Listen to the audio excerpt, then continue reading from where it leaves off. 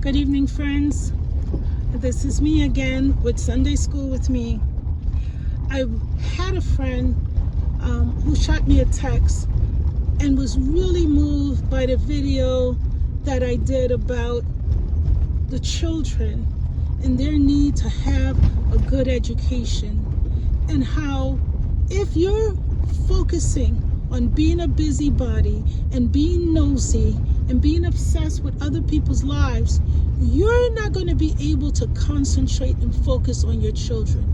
You're not going to be able to see where they're weak at, to see where they're strong at, to see where certain talents that they might have, how it could be developed. So she wanted to know what ideas that I had in the Ozarks that could help children. First of all, try to find tutors in the Ozark. There are a lot of homeschool groups that tutors children as well as educate them. They may be a little bit far away compared to what town you may live in, but they do exist. So not only is your children going to have friends to play with and meet up with and learn from each other, they're also going to be stimulated by all the other activities that are being taught. If you are homeschooling your children in a bubble, then you're pretty much making it a little harder for your children to expand their imaginations and their horizon.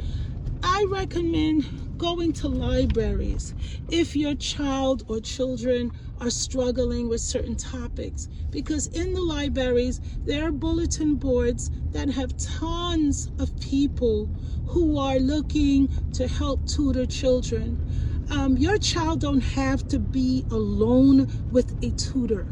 If the tutor says, oh, you're going to be a distraction, they need to be alone with your child, and you don't have access to a camera system, then that's not the right person to tutor your child. Anyone who's tutoring your child should be open to you being present or being nearby in the room where your child is being tutored.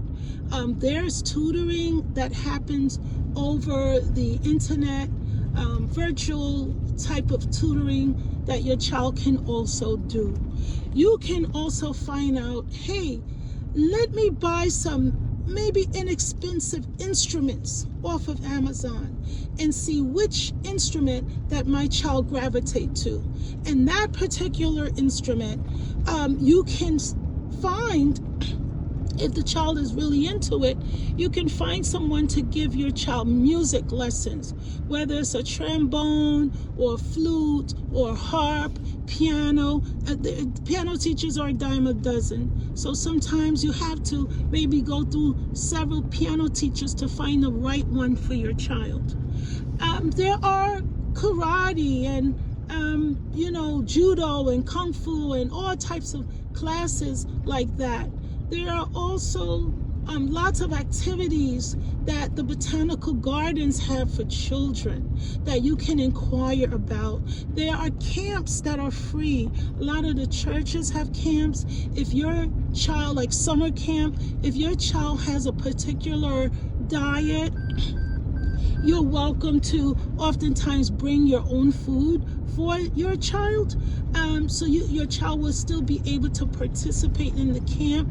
If there is a certain religion that you practice, for the most part, there are camps that support your religious beliefs, whether you're Christian, or Islam or Torah base, or whatever you are. There are camps that are predominantly servicing families that believe in the same way. There's also a lot of families that are going through the same situation where they're looking for, other people who may want to barter. So, for instance, I will tutor your child in exchange. If you're a good cook, you could probably cook some bread for our family, or in exchange, if you're a mechanic or you have skills, carpentry skills, you can barter the type of construction work. So it's not always money based. I've heard people say in the past, oh, you could afford these things, and that's why your children are so educated, and that's why your children are so this and so that. That's not true. That's not true. I wasn't always able to afford things, but one thing I was very determined for my children to be educated. Very, very determined. And there were so many lessons that I couldn't teach my children. I just didn't have the wherewithal, to teach my children these subjects. So what did I do? I found ways for them to learn these subjects, beyond me, because it wasn't about me. I can't teach my child that subject, so my children are not going to be good in this subject either, because our family's not good in math anyway. No, there was Sylvian Learning Center. There was all kind of summer programs to put the children in, all types of activities, dance classes, and lacrosse and tennis, and my children participated in all these type of activities and hundreds more. But guess what? I didn't do it by myself. There was babysitters that help, nannies that help, fathers that help. Yes, I said fathers that help. There were there were employees that helped. I had a large network of people that knew that when it came to education, that I was no nonsense. And they knew that they had to partake in helping me with the children. For example, their dad and I, my eldest children, our marriage didn't work out. But when it came to educating our children, we were like a team. We had the same vision for our children, and we loved our children, and we strongly agreed. We were like, what did your mother say? Well, what did your father say? We were a team when it came to making sure our children excel. Your children can excel. If you can't afford a bookshelf, use a bunch of crates. Because most stores give away free milk crates and stack them together and make a bookshelf. There are simple templates where you can buy some wood from a hardware store or Lowe's or Home Depot or any of those stores. There's simple templates on YouTube to teach you how to make a bookshelf. And it's really easy. If you follow YouTube University, you can practically build anything. If you're determined and you really want to. Every home should have a library. Every single home. I can't say that enough. It's so important to have books around children. It's so important to have art that represent your beliefs around children, whatever your beliefs are. If you believe in history, have art about history. If you believe in fashion, have art about fashion. If you believe in religious stuff, have art that reflect your religious stuff around your home. There's so many ways to introduce culture. There's so many ways to introduce anything to your children in your home. It doesn't matter if you live in a tiny cabin like I do, or if you live in a 3-bedroom apartment like I do. It doesn't matter. It doesn't matter what size home you live in. Doesn't matter if you live in the suburbs like I do when I go to New York. It doesn't matter.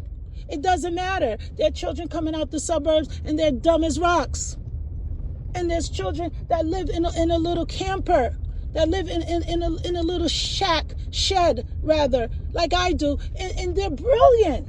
The size of your home doesn't matter. The size of your home don't give you character. It doesn't give you intellect. It doesn't give you